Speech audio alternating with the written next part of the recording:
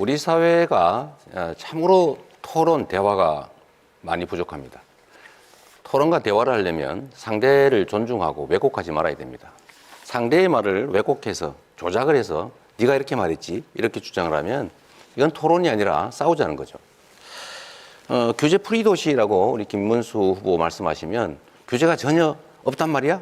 그러면 뭐 교통신호도 이제 없애겠다는 거야? 이런 식으로 말하면 안 되는 거죠. 그건 합리적인 범위 내에서 꼭 필요한 규제 외에는 대부분 풀겠다 이런 뜻으로 저는 이해를 합니다. 이제 앞으로 좀 토론해서 상대가 하는 말이나 이런 것들을 왜곡해가지고 조작해가지고 없는 말 가지고 또는 엉뚱하게 이렇게 안 하면 합리적인 토론이 좀 가능하지 않을까 그런 생각합니다.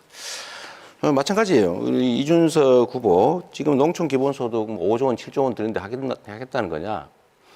농촌 기본소득을 저희가 도입을 하는데 제가 그렇게 다 전면적으로 한다고 하지 않았어요.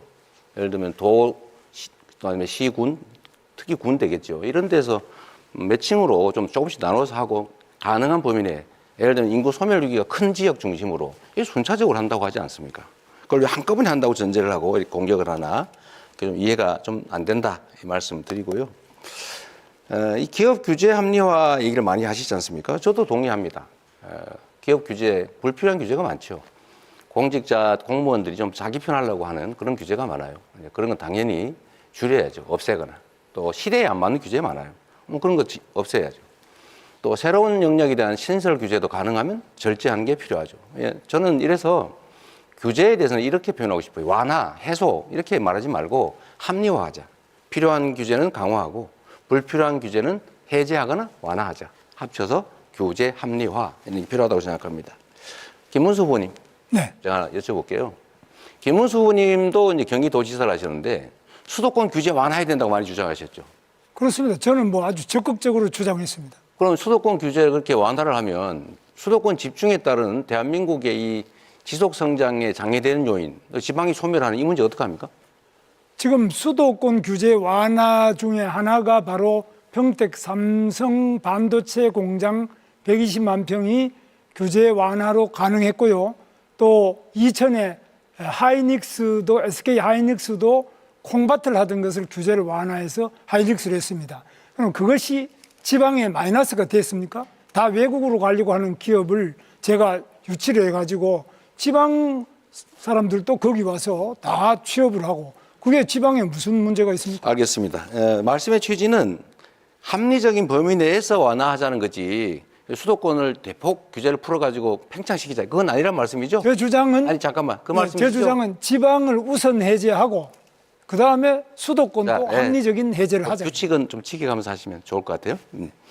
어쨌든 알겠습니다. 근데 아까 규제 프리 도시 말씀도 하셨잖아요. 네. 저는 수도권에 대한 규제를 합리화할 필요가 있다.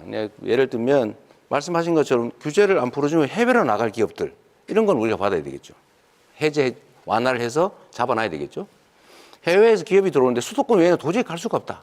뭐 그런 경우는 필수적이니까 하는데 그 외에 수도권의 용도 규제를 완화한다든지 일반적 규제를 완화한다든지 이런 건 좀 하면 안 된다. 그건 지방에 대해서 기회를 박탈하는 거다. 이 생각을 말씀을 드리고 저는 시장 또 도지사를 할 때도 이 주장은 계속했다는 말씀을 좀 드립니다. 우리 다른 분한테 한번 여쭤보려고 해요. 이 지방을 다녀보면 지금 실제로 매우 심각하잖아요. 지방 소멸 문제가. 근데 지방 소멸을 막기 위해서는 지방에 기업도 있어야 되고 학교도 있어야 되고 주거 문화, 뭐 생활 환경도 좋아야 되고 지방의 사람이 서울로 오지 않게 뭔가를 해야 되는데 저는 거기에 핵심적 요소가 몇 개 있다고 생각해요. 첫째는 지방으로 갈 경우에 앞으로 에너지 문제가 상당히 심각할 텐데 서남해안, 동해안 중심으로 재생에너지 중심 사회로 갈 거니까 그쪽에 전력 요금을 차등을 좀 둬가지고 전력이 생산되는 지역에 좀 싸게 에너지 공급을 해주면 좋겠다. 두 번째는 지방으로 갈 경우 대규모로 좀 감세나 면세를 좀 해주자. 세 번째는 예를 들면 세 번째로는 규제를 대대적으로 좀 완화, 꼭 필요한 규제 외에는 완화해주자 이것이고요.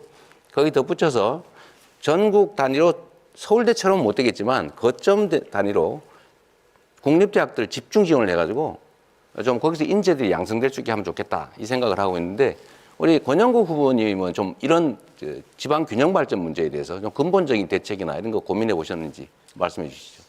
예, 저는 기본적으로 지방 분권을 먼저 고민을 해야 된다고 생각합니다.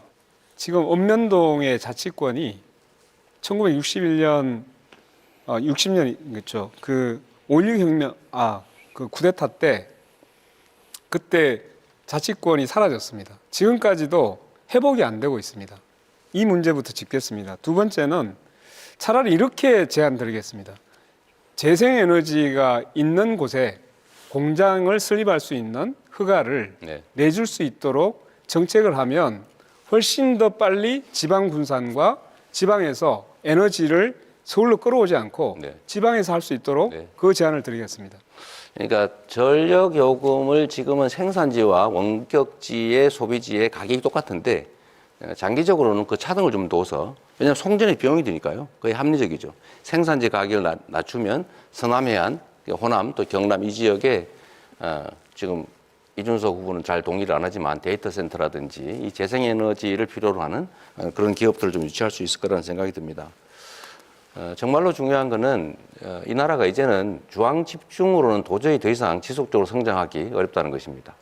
지방에 대한 분권과 지원을 이제는 시혜가 아니라 국가가 지속 발전하기 위한 필수 정책이다, 전략이다 이렇게 생각해 주시면 좋겠습니다.